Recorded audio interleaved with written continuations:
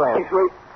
What number have I got? Sam Spade, detective agency. Well, me, sweetheart. Nothing's happened. Call me later, Dwight. The white check. Look. I didn't know you were in town. You didn't write to me. Effie, F.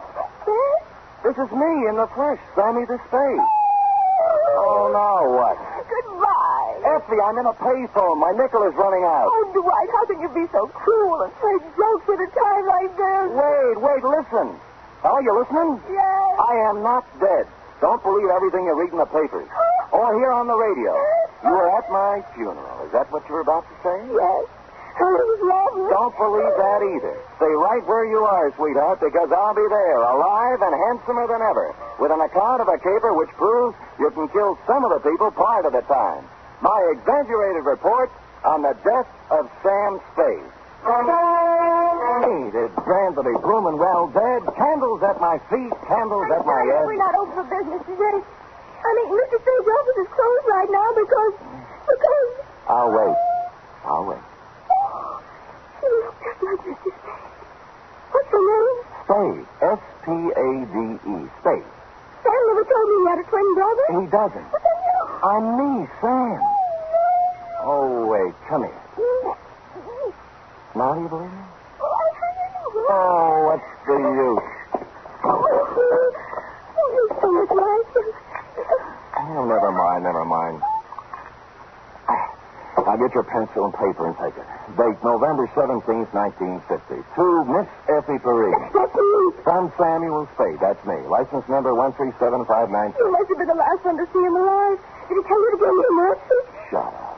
Subject, my death. Dear Effie, since the sight of me in the flesh, breathing, hungering, and living doesn't convince you, maybe this report will.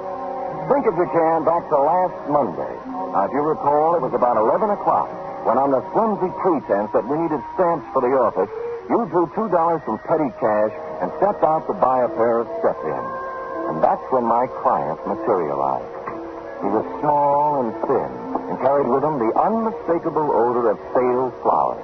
His black alpaca suit, string-bow tie, elevator shoes, and white gloves had no bearing on his conversation. Oh, dear. My name is Chester Swan. Are you sure? Yes. And my name is Spade. What can I do for How you? tall are you, Mr. Spade? 6 feet in my feet. Wait. 178. I always notice a man's bone structure, don't you? Oh, always. Open.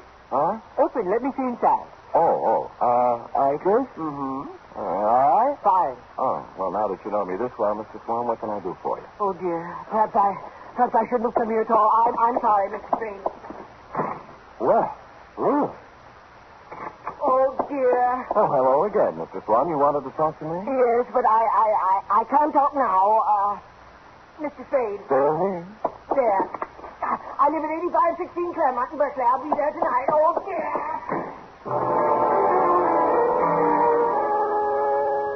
This time, as he made his exit, he left $50 on the edge of my desk. And so, stupid me, I was at 8516 Claremont at the close of the day.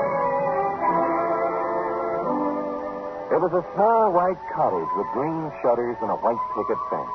There was a hill in back and a brook in front. The sun was beginning to set on it, and it was all very picturesque.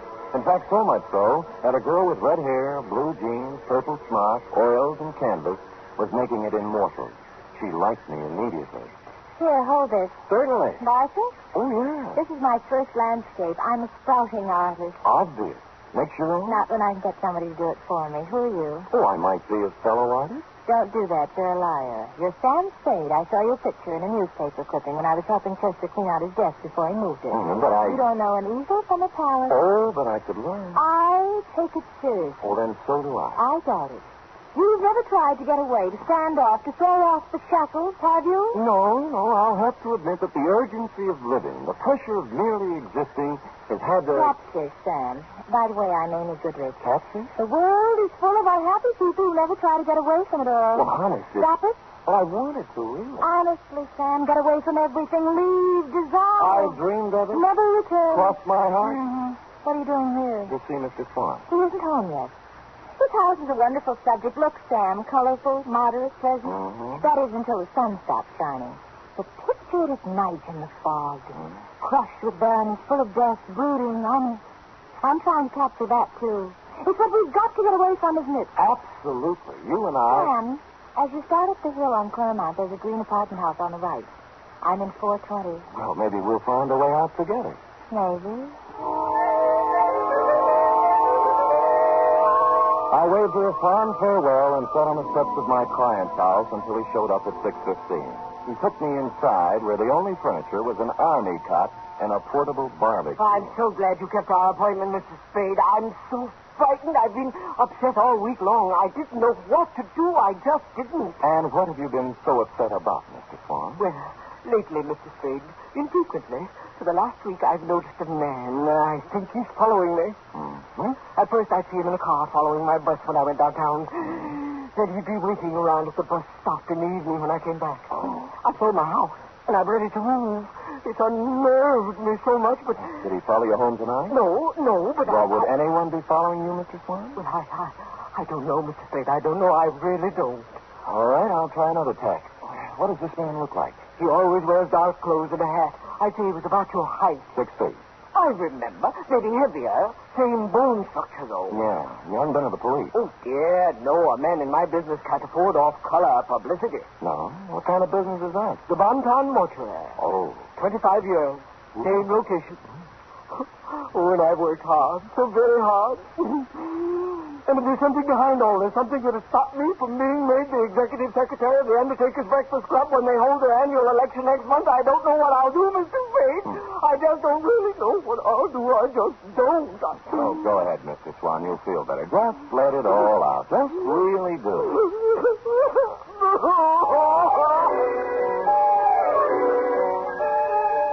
And he did. When he stopped crying, I instructed him to go about his daily habits as always and left, assuring him I'd get to the bottom of it all. I walked down to the corner ostentatiously, which is a neat trick well calculated to throw nefarious observers off the track and lull them into false security. And when the bus showed up 10 minutes later, I got on it, rode 3 blocks, walked back, and took a plant across the street. A clever ruse, as you see, to invite a showdown. 2 hours later, a man about my size in dark clothes appeared over the hill and crept stealthily to the front of my client's cottage. He had his eyes glued to the window when I walked up behind him. Hey, let go of me. Come on, you're going inside. Listen, I'm no peeping Tom. No, you're the bloodhound type. I'm inviting you in for a real sniff at Oh, your no, story. you don't. Well, all right, then. I'll go quietly. No, okay, that's better. Now, we'll just walk on. The trick he landed on me wasn't according to Queensberry. I couldn't move for 3 or 4 minutes, and by that time he disappeared. When I recovered my faculties, I reported the incident to my client, who cried himself to sleep. After I bolted him in for the night, I stopped on my way down the hill at apartment 420 in the little green apartment house. She was still wearing the blue jeans and the purple smock, and she still had the same ideas. Come in, Sam. You said you were serious about getting away from it all, and a whole day has passed. It was the pressure of living. I'm here to apologize. You are not the girl. I'm sorry, Angel. I love to be fooled, Sam. You're forgiven. How's the painting coming? The one of Swan's cottage. Slow. Fog is always tough. Looks nice, though. How long have you been on it? 3 weeks, all told. Well, then you've had a pretty good plan on the house, haven't you? Ever notice a tall, broad-shouldered guy in a dark suit casing the place? Tall, broad-shouldered. Pretty much like me. Could anybody be pretty much like you, Sam? No, yeah. Sam, is there something wrong? No. Well, then don't stand there doing nothing. Do something. Who, me?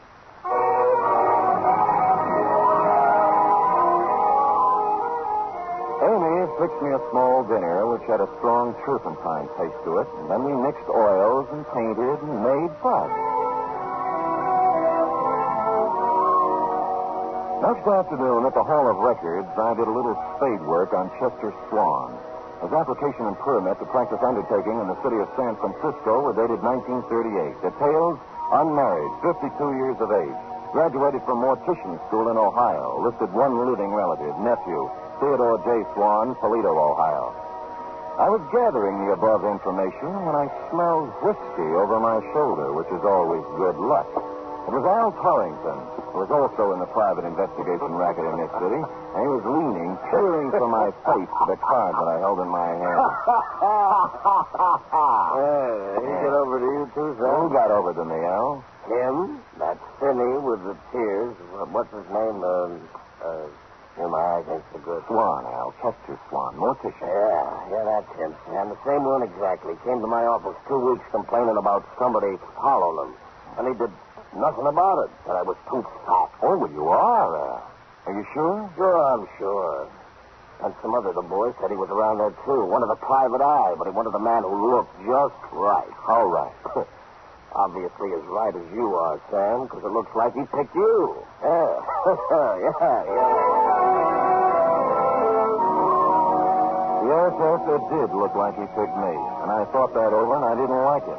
And I called my client at home to tell him he was fired, but he didn't give me a chance. Oh, dear, I'm so glad you called, Mr. Spade. I really am. I called for a reason, Mr. Swan. I'm resigning this case. Oh, dear, Mr. Spade, you can't do that. You really can't. I don't think you've been quite honest with me, Mr. Swan. Oh, dear. Tears will get you nowhere. I made a routine check on your reasons for hiring me, and they don't quite fit with the reasons you gave. They really just don't quite, Mr. Swan. It's no game, Mr. Spade. Believe me. He's back tonight. Right now, he's standing beneath the lamppost outside my window, and I'm frightened to death. So please hurry over, Mr. Spade, and let's get this business straight now. Please.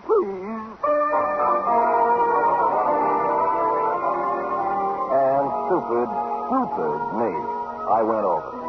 And I found that little white cottage on the hill looking grim and gaunt in the heavy fog. Amy's words about it being crushed with barrenness, full of brooding and death, came back to me. And Mr. Swan's frightened words about a mysterious man in dark clothes waiting beneath the streetlight also came back to me, particularly when I noted there was no streetlight near the house.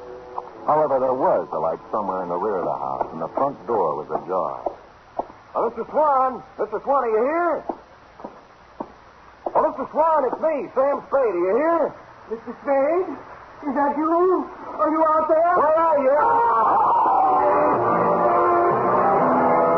Things happened fast. I turned around to find the front door filled with a man in a dark suit. He had something in his hand, and it looked like a roll of cotton candy, but it felt different. It only started me against the wall, but it made me forget where my aunt was. Easy, Spade. Easy does it, boy. Easy. He let me down to the floor gently. I could still see the light somewhere in the back of the house, and I could hear him talking to me way off. Give me the needle. I can't watch. I'm going upstairs. The needle went somewhere in my left arm, but not before somebody turned my coat off, and for no reason I could think of at the moment, also tried to pull my finger off, so I couldn't dwell on it.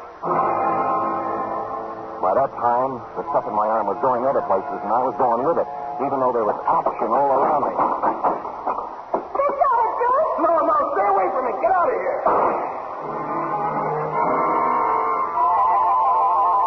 Vaguely, somewhere, somebody was shooting Roman candles or having blowouts or playing bebop. I just didn't care at all. I just didn't.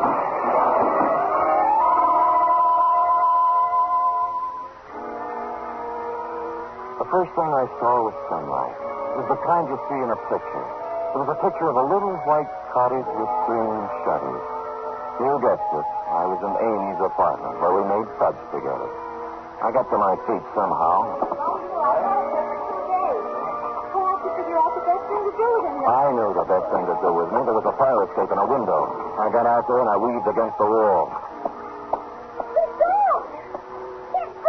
What do you mean he's gone? He couldn't have gotten away with that load he was carrying. Oh, I don't know. He was unconscious when I left. Well, don't just stand there. We've got to do something. There might be trouble. Now, let's get going. I didn't wait to find out what they were going to do. I made my way down the fire escape and started walking for the street, and that's when I noticed my shoes didn't fit me anymore. They weren't mine. Neither was the gray flannel suit with the label marked Kid Cheese. Neither was the blue shirt. While I was at it, the ring on my finger engraved Emerson High 1936 wasn't mine either. My new belt buckle had a big letter T on it, which is not my initial. It really isn't. And I didn't have any use for the eyeglasses in my coat pocket either.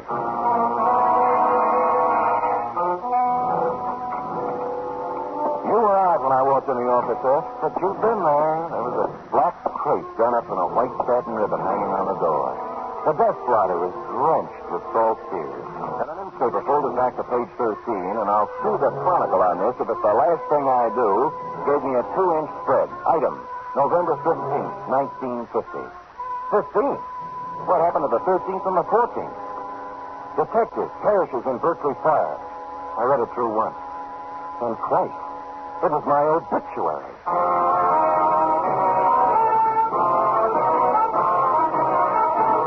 You are listening to the first in a new series of adventures involving radio's most famous... I left the crepe on the door and went out to buy a new desk plotter and some more newspapers. The Hobo News had the best story, which wasn't much.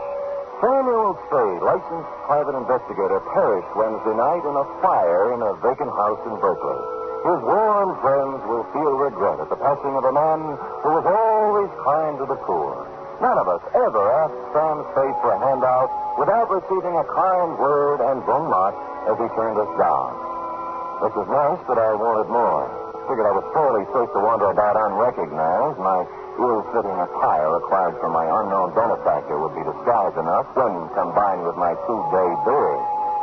Engine Company 16, Berkeley Division, had handled the fire, and half a block away was a grog shop called the Shamrock. I waited for a fireman to come in. Bartender. Bartender! What kind of a place are you running now? I've been here 5 minutes already. All right, shut up, Patty. You just arrived. Well, it seems like 5 minutes. A wee bit more there, if you don't That's mind. enough for you, Patty. You're still on duty. I am not. I'm off now. The chief said I could be off. It is every day I receive such a shock to my system. You received your shock 3 days ago. And I'm still shaken, man. Oh, the sight of him was terrible, terrible. Burnt as black as the good saint's beard. All twisted and horrible in death. He was probably dead drunk and didn't know what happened to him. And were you there fighting the flames and finding them like me?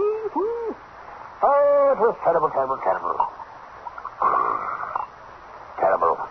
It wasn't that bad, and you've had your limit. And who says so? I say so. Oh, you do you? And who are you? Your brother-in-law.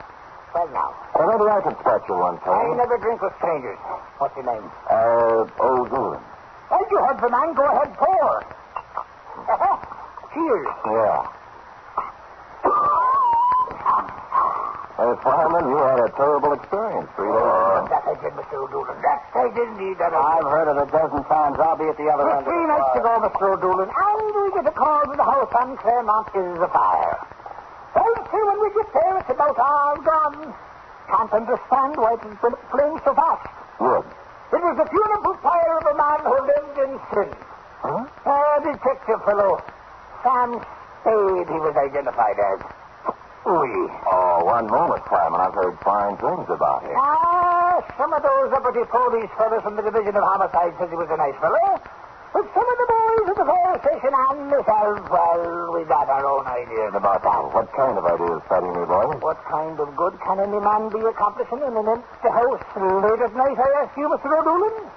Oh, he was done to a turn, he was, when I burst in the door with me axe. Satan the trouble. Charles. Empty whiskey bombs scattered all about. Sin, O'Doolin, sin. He'd gone to sleep with a smoking cigarette that set the whole place off. Vice rampant.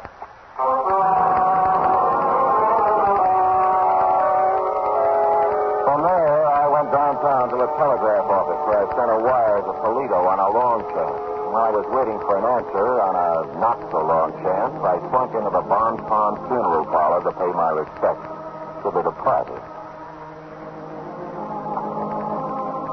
I stood in the back of that dimly lit chapel and scanned the scene. 3 of the boys from homicide were there, blowing their noses. 2 chorus girls I thought had long since forgotten me were there in black, deep being necks. My insurance man was there, looking awful worried. 1 Chronicle reporter with photographer, a shoeshine boy from our building, and the bailiff from the courthouse, just to mention a few I could make out. And you were there, Effie, out front near a closed casket. I made out a bower of flowers from robbery detail. It said, "Good night, Sam." Maxie from the city morgue was the only one who looked at ease. All right. Does anyone wish to view me? Many called him Sam, but I called him Sam. Oh, And this is my papers.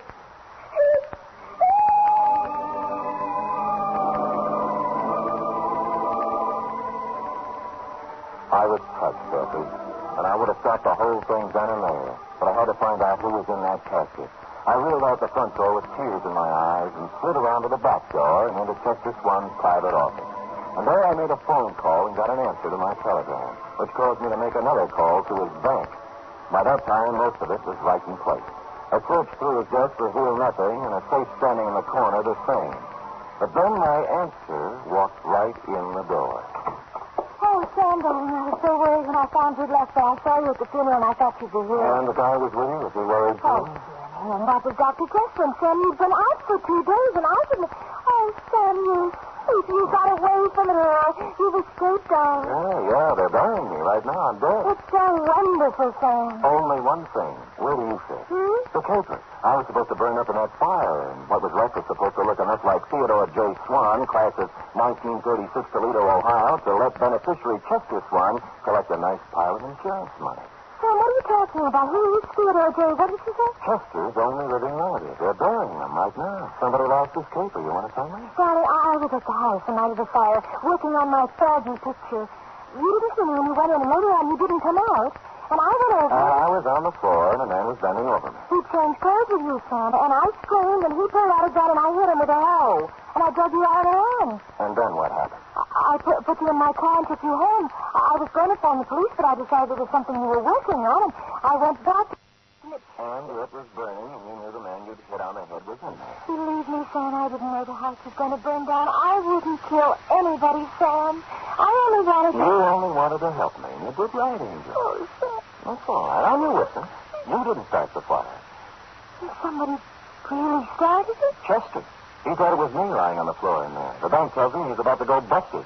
He figured this one out with his nephew to scare up some insurance, though. I'm about the same size. Hold me, Sam. Hold me. It's been horrible. This is the kind of thing I was trying to paint. Now I'm smack dab up against it, and I'm sick. I'm stricken. Easy. Sam, you're really dead. Please, I will not, Sam. Just leave now. Let it go the way it is. They all think you're dead. Oh, dear. Huh? But we know different, don't we, Mr. Spade? He was holding a Navy Colt revolver in front of him with both hands. I couldn't make up my mind to rush him and count on his bad aim or stand still and be a perfect target while I tried to talk him out of it.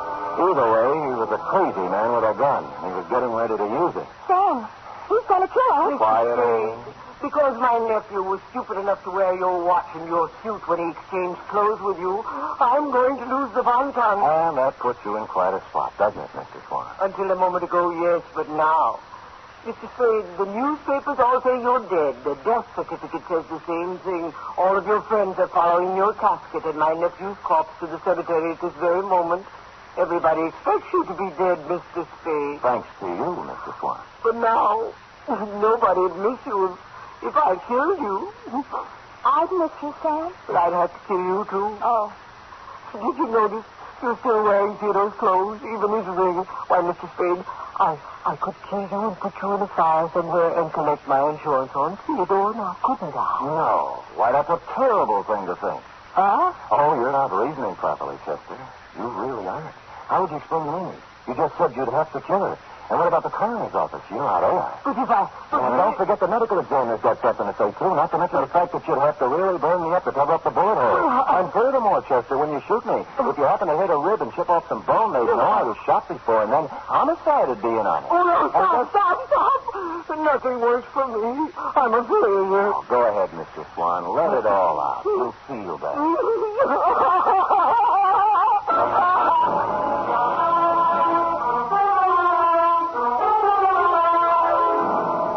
He did. And he's still crying in his cell downtown. Period. End of report. Oh, Sam, you were so brave. You actually stood there and talked that crazy man out of murdering you. You were wonderful. True, Effie? Amy thinks so, too. She's going to do me in oils when they let her out of the pokey. Amy's in jail? What does that? Oh, technical charge of an involuntary manslaughter. And spring her as soon as the coroner's inquest is completed. Dear Amy. Did she make good fight, Sam? Charge? Oh, that was the least of it. Oh? What do you mean? After the fight. What the... Panucci. Oh, boy. So go type that up, sweetheart, while I see if there's any mention of my miraculous resuscitation on the radio page. Go. Oh.